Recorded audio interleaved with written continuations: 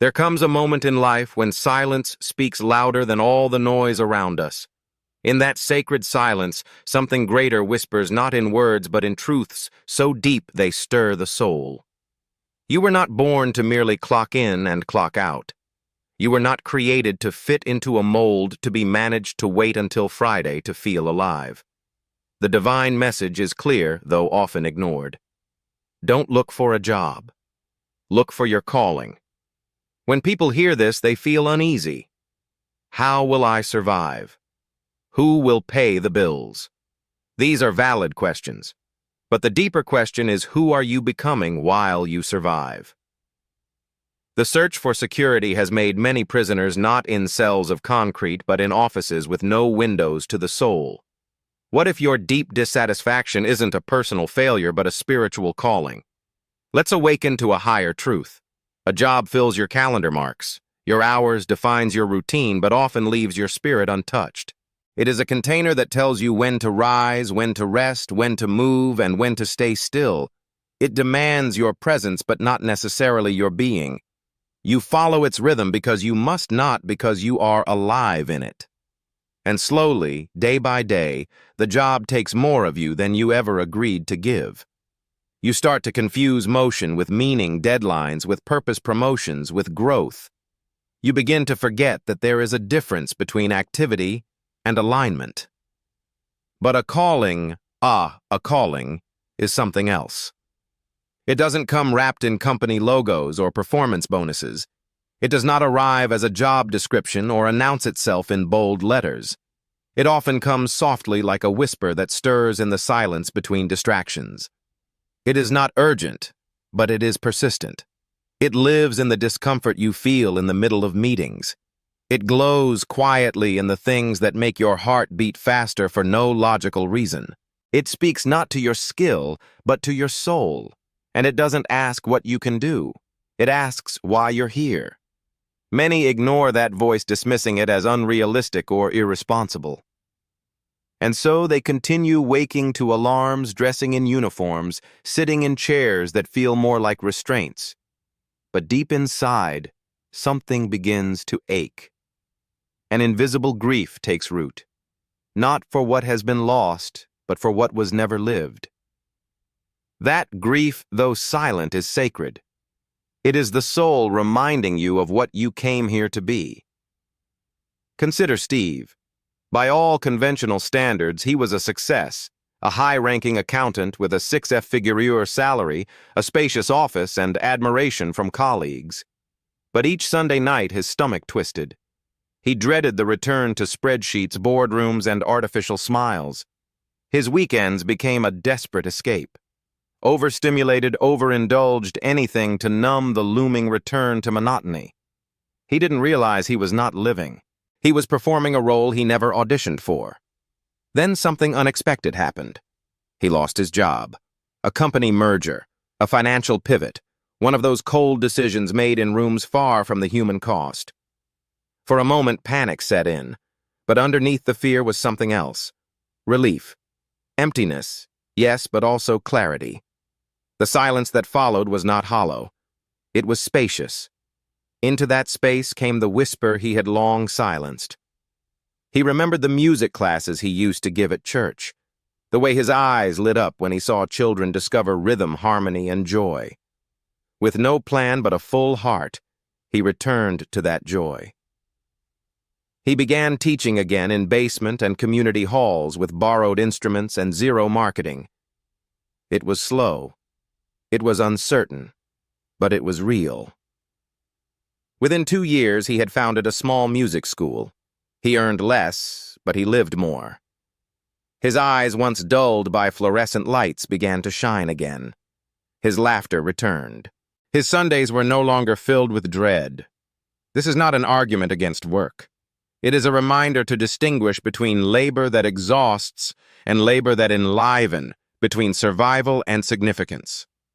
Fulfillment is not something reserved for the privileged few. It is not a luxury.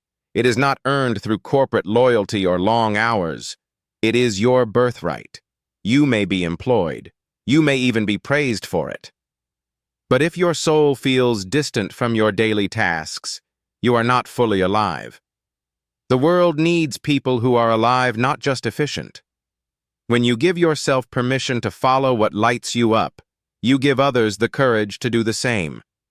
The true work of life is not to fit into a system. It is to become whole. To hear that whisper and say yes to it, even if the world calls you foolish, because one day the salary will fade, the titles will be forgotten, and the buildings you worked in will belong to someone else. But the life you built from your soul that remains, that echoes, that heals. So do not merely fill your time, fill your soul.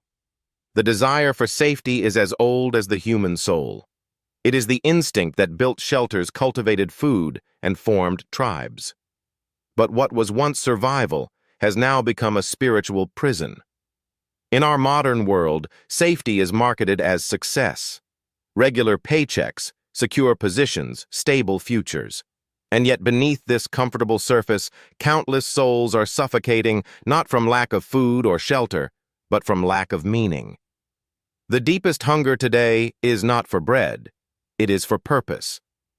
Safety offers predictability, but purpose offers life.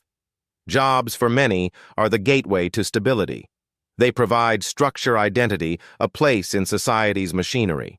But when that structure becomes the only thing keeping us upright, when we cling to titles and time cards in fear of losing the ground beneath us, we forget that safety is not the same as aliveness. Safety can protect us from danger, but it can also insulate us from transformation. I remember Aisha. She had the kind of story that too many carry but too few dare to live through. As a child, she found joy in words. She filled journals, wrote poems, created imaginary worlds that were more vivid to her than the classrooms she sat in. But in her home, dreams were luxuries. Survival came first. Her parents, loving yet practical, nudged her toward what they believed was best: a solid career. She listened. She tucked away her notebooks and studied finance. By her early 30s, she had become a respected bank manager. She had a good salary, benefits, and a polite smile that masked the quiet erosion of her spirit. Each morning, she wore the same shade of beige, drank the same lukewarm coffee, and greeted the same clients with robotic pleasantries. Her life was consistent, responsible, and entirely disconnected from her essence. But the soul does not forget. It waits sometimes for years, whispering through dissatisfaction, sighing in traffic, weeping in silence. For Aisha, the breaking point came not with a grand tragedy, but with something small and quiet, a panic attack on an ordinary Tuesday. The world around her didn't shatter, but her inner world did. That moment wasn't her undoing. It was her awakening. She walked out of her job and into the unknown. It was not a triumphant exit, but a trembling one. Her hands shook. Her voice cracked, but something deeper than fear had taken root, something ancient, something hers. She began to write again, not for an audience, not for approval, just to reclaim her own breath. For months, she received no feedback, no applause, just silence and the blank page. But the page was kinder than her former life. With each passing day, she returned to herself. Stories poured out: childhood memories, cultural struggles, reflections on womanhood. She wrote in coffee shops, on park benches, sometimes even on the backs of receipts. She was no longer earning a salary, but she was finally earning her soul. After 3 years, her memoir was published not by accident, but by persistence. It rose through the noise and found its way to the hearts of thousands. The same woman who once drowned in the routines of banking now stood on stages reading passages that made people weep. Her story is not rare in its yearning. It is rare in its courage. Because courage is not glamorous. It doesn't come in loud declarations. It comes in the quiet moments when we choose to trust something invisible over something secure. We think of courage as slaying dragons or leaping off cliffs, but real courage is often choosing to answer the call that no one else can hear. Many walk the earth carrying unlived lives inside them, not because they lack talent, but because they worship the illusion of safety. The irony is that the safest path is often the most dangerous to the soul. It may not kill the body, but it erodeth the spirit until all that remains is a shell in motion. To follow your calling is not to abandon responsibility, it is to redefine it. It is to take responsibility for your truth, your gifts, and your voice. To believe that your life was meant for more than just maintenance. To trust that there is something sacred on the other side of fear. When you step toward that truth, you may lose comfort. You may even lose approval. But what you gain is immeasurable clarity, integrity, aliveness. And perhaps most importantly, you give others permission to do the same. Because nothing is more contagious than a soul on fire. The divine does not call you to comfort, it calls you to become. And in becoming, you do not find the absence of fear. But you do find something stronger, the reason to walk through it. Most of the world still believes your worth can be summarized in a list of bullet points. When you walk into a job interview, they don't ask where your heart aches or where it sings. They don't ask what events shaped the way you see the world. They ask, what can you do? And so you recite your skills, your degrees, your certifications. You list the systems you can operate, the tasks you can complete, the boxes you can check. But behind that polished presentation stands a soul that is rarely seen. And that soul is not a machine. It is a mystery. What you can do is only the surface. Who you are, that is the depth. That is the truth you carry buried beneath years of roles you never chose but had to accept. You have been trained to define yourself by what is profitable, measurable, efficient. But none of those metrics can capture your essence. Your essence is not your productivity. It is your presence. It is the energy that lingers in a room long after you've left. It is the wound you carry that taught you how to heal. It is the silence you hold so others feel safe to speak. In ancient cultures, the question wasn't, what do you do for a living? It was, what is your gift? That question isn't concerned with income. It is concerned with insight. Gifts are not chosen like careers. They are revealed through experience, through struggle, through listening. A true gift is never something you use only to earn. It's something you offer because to withhold it would be a betrayal of your own soul. Your gift may not be flashy. It may not earn applause or trend online, but its power lies in its truth. Some people have the gift of calming a room without saying a word. Others can look into someone's eyes and see pain that hasn't yet been spoken. Some heal through touch, some through words, some through the quiet act of witnessing another without judgment. These gifts are not taught in classrooms, and they don't always belong on a resume. They matter more than you know. There is a deep ache that arises when we operate outside of our calling. It's not always loud. Sometimes it shows up as irritation, boredom, or a sense of numbness we can't explain. Life begins to feel heavy. Time becomes something to endure. We wake up and count down the hours until we can return to sleep. And we think this is normal. We tell ourselves everyone feels this way. But that is not the truth. It is the tragedy. This is the truth. When you are aligned with your calling, even exhaustion feels meaningful. Even the hard days carry a strange kind of joy. You may be tired, but you are not empty. You may be stretched, but you are not lost. Because something inside you knows this is what I came here for.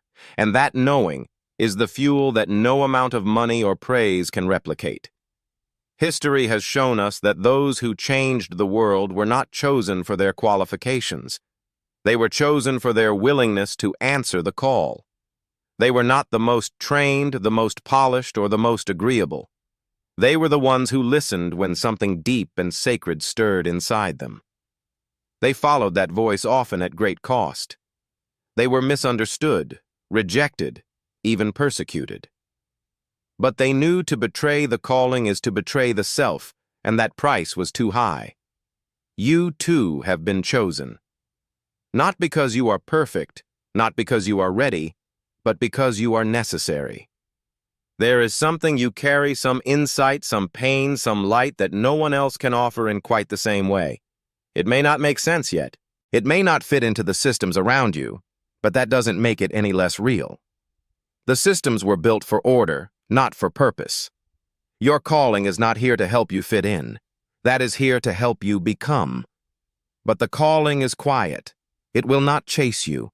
It will not scream over your distractions. It waits. It watches. And when you are finally still enough, when the noise of the world fades just enough, it will speak. Maybe not in words, but in longing, in intuition, in a sense that something more is possible and always has been. You don't need to be discovered. You need to remember. You are not a collection of skills. You are a living story. The only question that matters now is, are you ready to turn the page? A job, no matter how significant it may seem at the time, is bound by conditions economic, political, organizational. It exists within structures that are always in flux. You may pour your heart into a role, commit years of your life, wear a badge with pride, and still one day receive an email that says your services are no longer required. It may come gently like a polite meeting in a boardroom, or abruptly like a crisis. Either way, it reminds you of a difficult truth. A job can be taken. It can end. It can forget you. The walls you spend years within may one day be painted over, and no one will remember the nameplate on your door. But a calling is not written on an office wall. It is not tied to a company, a role, or a title. It is etched into the deeper architecture of your being. A calling is not a position. It is a presence. It moves with you, breathes with you, and matures with time. It is not terminated when an employer no longer needs you because it never needed permission to begin with. It existed before the job, and it will continue after.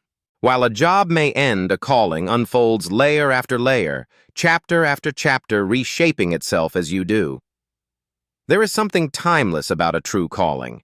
It cannot be outsourced, downsized, or retired. It is the essence of who you are when you are no longer trying to be what others expect. A calling may begin in small, unnoticed ways. It may appear ordinary to others, but it is sacred to you. The world may not validate it at first, and often it doesn't. It might even mock it, dismiss it, or try to reduce it to something manageable. But the soul doesn't need applause to know its worth. The soul only seeks expression, and when it finds it, the entire world, whether it notices or not, shifts just a little. David understood this, though he might never have put it into such words. He began his life in the quietest of roles, a janitor in a city hospital. To many, he was invisible. His work happened in the margins after patients had been moved, after visitors had gone home. But David saw it differently. Every hallway he swept was a path someone in pain would walk. Every room he cleaned was a space where someone might die or be reborn. He didn't see himself as someone who just cleaned. He saw himself as someone who kept dignity alive in a place where people often felt most fragile. He began to notice more than dirt. He noticed sadness lingering behind closed doors, fear in the eyes of family members, loneliness sitting beside hospital beds. He started speaking with patients, not out of obligation but out of presence. Some cried, some told stories, some just wanted to be seen.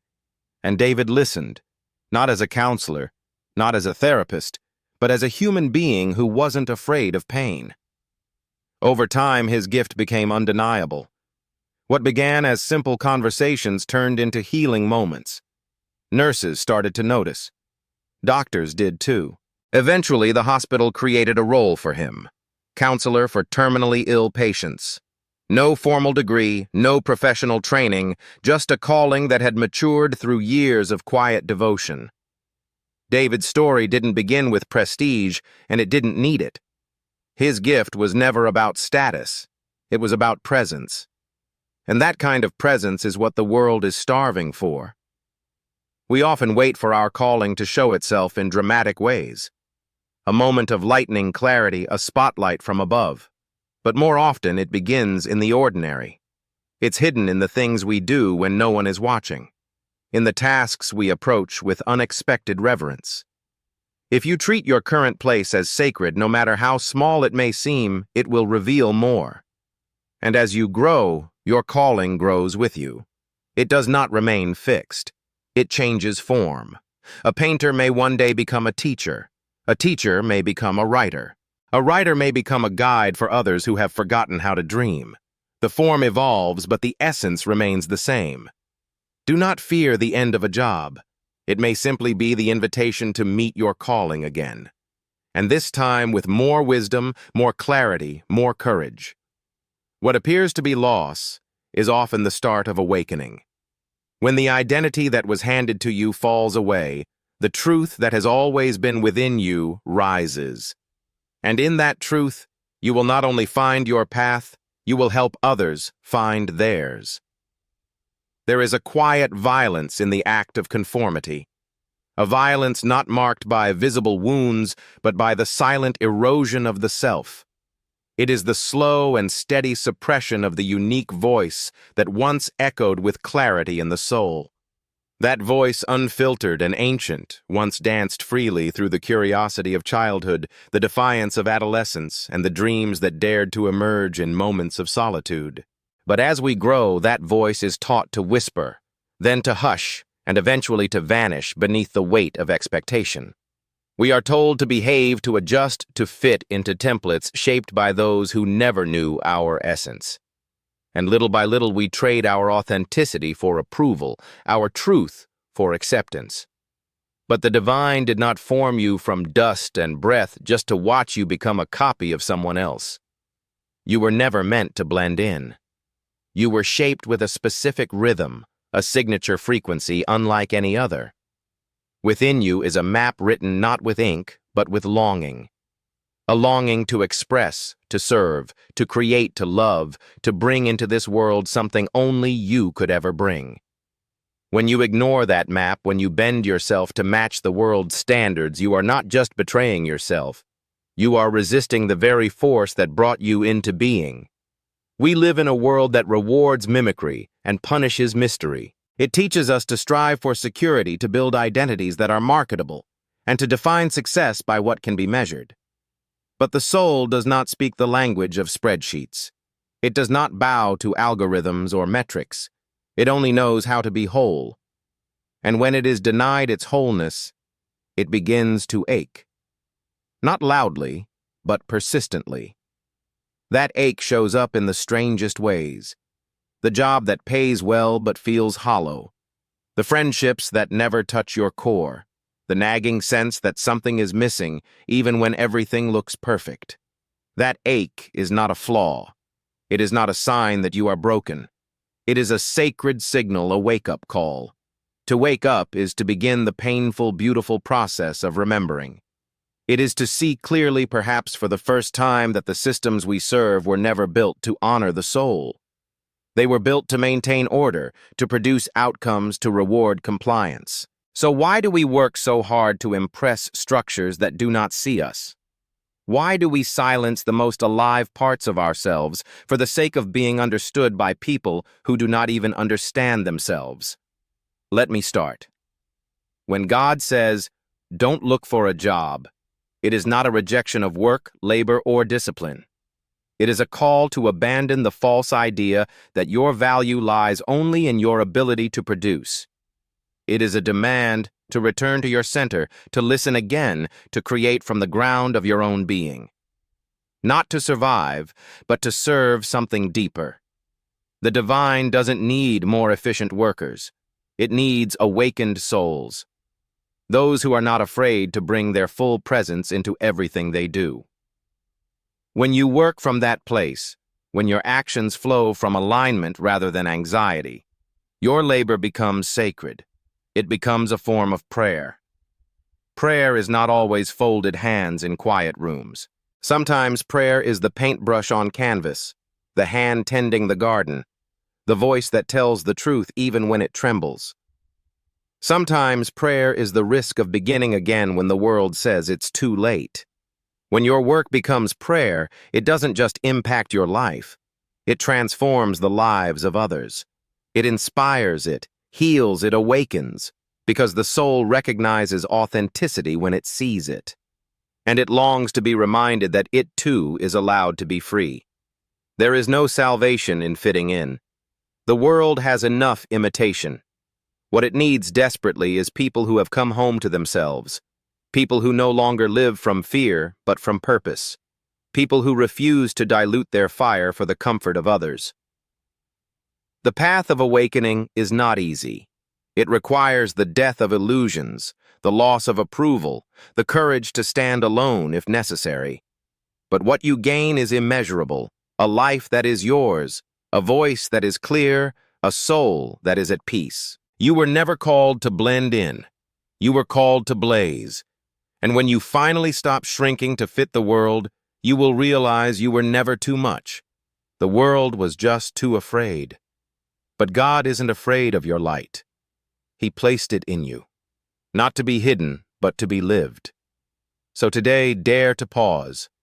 Dare to ask, what was I born to do? If you listen long enough, the answer will come. And when it does, don't ask if it's practical. Ask if it's real. Because realness is rare.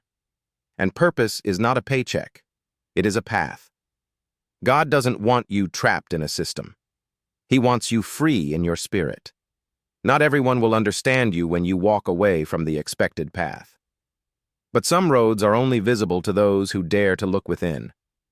And when you walk it, you won't just find work, you will find your